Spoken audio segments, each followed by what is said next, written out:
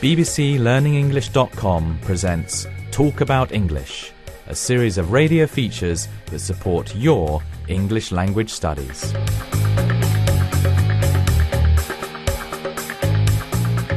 It's time for Academic Listening, a series for students at English-speaking universities. Imagine today is the first day of your uni life. How do you feel?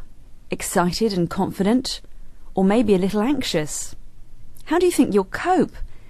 And how can you make the learning experience easier? For an insight, join Susan Fern and members of the World Service Class of 2001. Well, if you think you might have problems, don't worry, you're not alone. Entering to the English-speaking educational system for me was quite a change, and the main problem were, of course, understanding lectures, because the academic English is quite high level of speaking. Therefore, the first was to become familiar with the listening and understanding. I think the pronunciation of English people is not the same as I learned in school. I come from Ivory Coast. It's in West Africa. My teacher in my country has a French accent, the teacher of English, and it's not the same accent here. So I think the pronunciation, the accent are quite different. You know how to express yourself in your own language. You know what you want to say, but it's difficult to put it in the exact words. In this series, we'll enter the world of further education and focus particularly on some of the linguistic problems experienced by students like you. And we'll try to identify strategies for coping with studying another language. Students and teachers will share their tips on effective learning and give advice on some of the pitfalls to avoid. There'll be a mix of theory, practice and personal experience. In this first programme, we focus on a special kind of English course designed to prepare students for their studies. It's called EAP. EAP is actually studying English for academic purposes. Christine Reeves teaches at Bell Norwich, a language school in the east of England. That means studying English, the kind of English that you're likely to need to cope with life and with studying at a British university or any other English-speaking university. It could be the United States, it could be Australia, and it prepares them, it gives them the necessary skills which enable them to manage their studies. English for academic purposes is a particular kind of English used by a particular group of people. If you speak academic English, you'll know a special vocabulary associated with your subject, and you'll be used to writing or speaking in a particular way. You'll know how to structure an essay or a report, for example, and you'll be familiar with the language used in lectures, seminars and tutorials. If you study EAP, you'll practice special language skills for studying at a high level, and you'll gain a number of useful strategies to make your learning more effective. Christine Reeves again. Most EAP courses would cover various components. For example, here at Bell, the components that we would always cover would be study skills. The students would also do quite a heavy component of writing. There would be a lecture, a weekly lecture, to help them practice their various skills. And there would normally be a component of social English, just to make sure that they can manage different situations, for example, at the bank and that kind of thing. An EAP course introduces you to the special language associated with the academic world, common words, expressions and particular structures. It provides a range of advanced study skills. A good EAP course will give you training in general English as well. During your university course, you'll lead a double life: on duty, as a student, grappling with academic ideas in academic English, and off-duty in everyday situations using less formal English. It's not unusual to have problems in both areas. I would like to be more fluent with my speaking, because I've got the ideas in my mind, but I don't have the enough language to transmit my ideas. That's my problem. In the case of English language, there are many kind of accents. And when you learn the language in your country, you only learn the English prepared for learning English. That is a more careful accent, then it's not very fast.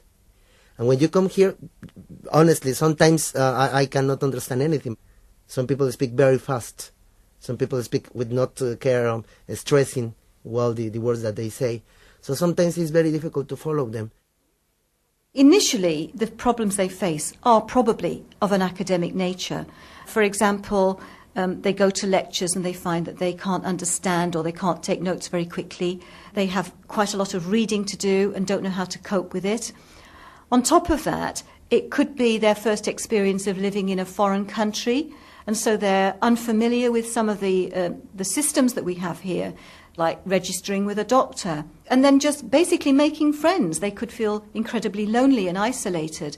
These are the kind of problems that they will face when they first start university. Simon Williams teaches EAP in the Language Centre at University College London.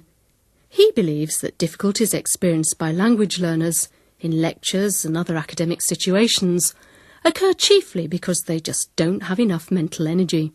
The sort of problems that non-native speakers might have are summed up in one word, and that's overload. The listener is paying so much attention to decoding words that they recognise and phrases that they recognise. It's almost like trying to do a word-by-word translation. You can't translate in that way. You have to get a global picture as well as looking at individual items. The student pays so much attention to the language that they miss out on the content. They're looking at the vehicle rather than what the vehicle contains. As well as coping with new vocabulary and lecturers who speak quickly and with unfamiliar accents, you may find it very difficult to listen out for the main points of a lecture and take notes at the same time. So what can you do? Get hold of some texts, perhaps over the internet or through a library or through perhaps journals or magazines that might be available in newsagents or through friends, and then study recurring specialist words in those texts, but also look at the kind of structures, the kind of organisation that's used, because different subjects typically use different sorts of organisations or genres to put things together. Preparation is the key. Be prepared. According to Simon Williams, students can make their academic life much easier by getting to know specialist vocabulary in advance. And Simon Williams advises students to obtain an English dictionary, and maybe a subject dictionary, of medicine, of law, of linguistics. Listening to the radio, watching TV, these are all methods of improving both general and specialist English, as members of our World Service class will tell you. I'm a computer engineer, so I always use internet, and most of the websites are in English. So I think internet is a very good way to improve your English, especially reading skill and vocabulary. I usually watch TV programs in English, so it helped me with listening. And sometimes when I watch TV, I prefer to use subtitles in English too, so you can practice together listening and reading. Try to read books related with your subject, first of all. Even materials that you already know in your language. Because some people can say, oh, that book, I know it, but I read it in Spanish 3 times. You have to read it in English to see if you notice substantial differences.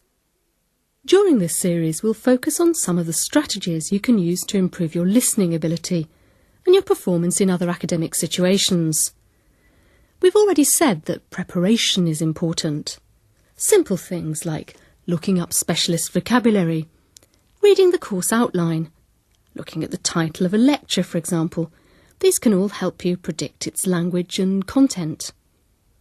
Here's an example of this from some research carried out by R. Anderson and colleagues. It illustrates that prior information about a text can help you to make predictions about its content and influence your interpretation. Here, prior information comes in the form of the title. A prisoner plans his escape. Rocky slowly got up from the mat planning his escape. He hesitated a moment and thought. Things were not going well. What bothered him most was being held, especially since the charge against him had been weak. He considered his present situation. The lock that held him was strong, but he thought he could break it.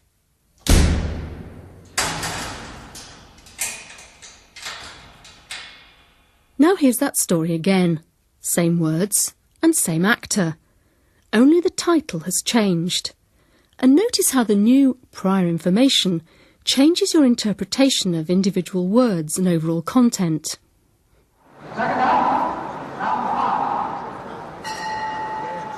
A wrestler in a tight corner. Rocky slowly got up from the mat, planning his escape. He hesitated a moment and thought. Things were not going well. What bothered him most was being held, especially since the charge against him had been weak. He considered his present situation. The lock that held him was strong, but he thought he could break it. That was your introduction to English for Academic Purposes, presented by Susan Fern.